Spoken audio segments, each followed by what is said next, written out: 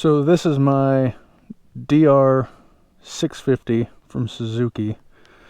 I got it a year ago, and I figured I'd do a little bit, a little review of the bike since I've had it.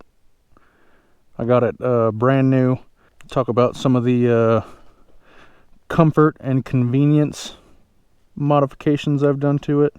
I haven't done any performance stuff like the carb or the exhaust yet. I was waiting until my warranty ran out, and then I'll tinker with some of that stuff. It's been a great bike. It is very capable on and off road. I just put a new tire on there yesterday. I put a bigger fuel tank on there. It came with the 3.4 gallon. I put the 6.6 from Acerbis. I don't know how they pronounce that. I swapped out the seat with the Seat Concepts. I forget what model it was. Some kind of comfort seat, but it's got it's very cushy. It's very nice. Put a rack on there with a little Pelican case. That way I don't always have to wear a backpack. I put a small tank bag on there just for, take stuff out of my pockets and easy access. You don't got to get off the bike to get something out.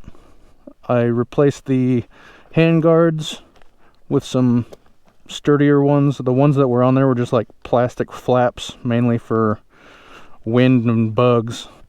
I wanted this for, a little bit more trail oriented, coming out into the woods and exploring a little bit. I swapped out the front fender because that one looked like the original one looked like a snow shovel. Thing came down like way down here, and it was super wide. I did the tail fender cleanup kit. I had a big plastic thing that came all the way down, and it hung down like another 12 inches.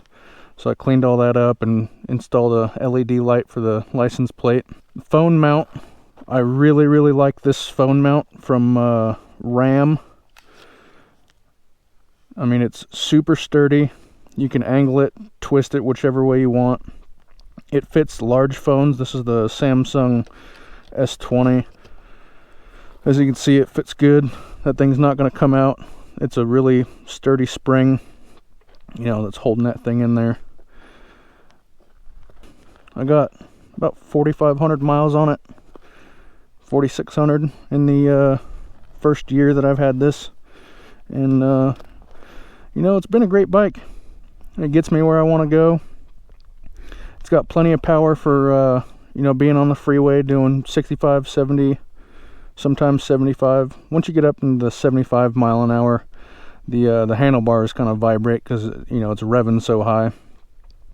I mean, you can change sprockets and whatnot to get, more top speed, but then you lose a little bit of the low end torque.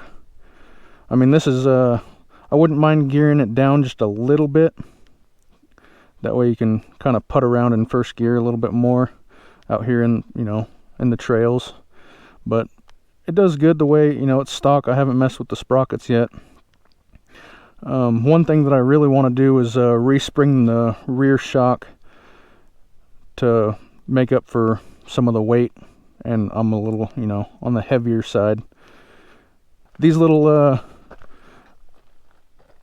clips go to a Moose, the Moose Trail Dry ADV pack or something. I got the 40-liter bag, and it just, I can set it right on top of the box and then strap it in, and I got enough gear for overnight trip or camping trip or, some clothes if I'm going on a few-day ride with the family. And I do have some other things that are going to be showing up soon. I'm replacing the mirrors with the I forget the name of them, but they're the ones that have the ram mounts, and they're the I didn't get the circle ones. I got the it's a weird shape, hexagon or something, elongated hexagon. That way, because the stock mirrors, they're all right. I just wish they stuck out a little bit further when I'm riding on the road, and maybe up high, you know, higher a little bit too. That'd be nice. So that's why I got the mirrors coming. I also have a USB charger that's going to mount to the handlebars. That way I can charge my phone and the GoPro while I'm riding around, or keep them charged at least, you know. And I'll do a video of me installing that, you know, running all the wires. And I also have some handlebar risers showing up, because I'm not freakishly tall. I'm 5'11". With the stock foot pegs and the stock handlebar height, it's a little cramped. So I did do the lowering kit for the foot pegs. I think it lowered it like 1 3/4 or 2 inches. Then I'm gonna raise the handlebars 1 inch, and I think that'll be perfect. Definitely the foot peg lowering kit, that was a must. Otherwise you're sitting, you know, with your knees in your chest basically. At least for me, because my height with this bike. I left the bike at the stock height. I did not do the lowering link. It's something that's built in for, you know, shorter riders to lower the seat height. It doesn't affect any of your ground clearance or anything. I did the case armor. I did the bash plate underneath, and there's another little case armor on that side. And yeah, it's been a great bike. I haven't had any issues with it. Cross my fingers, knock on wood. You know, just do the scheduled maintenance, oil changes, and valve clearances when the manual tells you to. And these bikes will probably last a long time. They've been around for a long time, so they've kind of worked out all the kinks in them. And since they've been around for quite a while, there's a lot of aftermarket parts for them.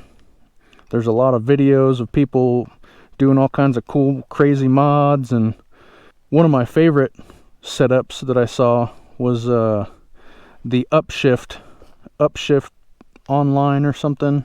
Upshift 80 ADV did a DR650 build. And yeah, I'll put a photo of it. It was pretty sweet. I mean, they replaced everything. They powder coated the swing arm, and it looked like a pretty badass bike. I mean, I'm liking the way mine's turning out so far. You know, I'm happy with it. I am gonna have to replace one of my blinkers right there. I had to put some tape on there, busted it out. So one thing I have noticed with the DR650 is drawing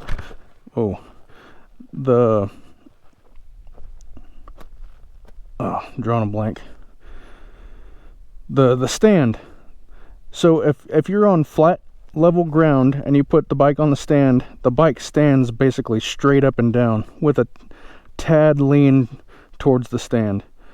So like right now, I have to have the bike with the stand kind of in a divot, that way it leans over.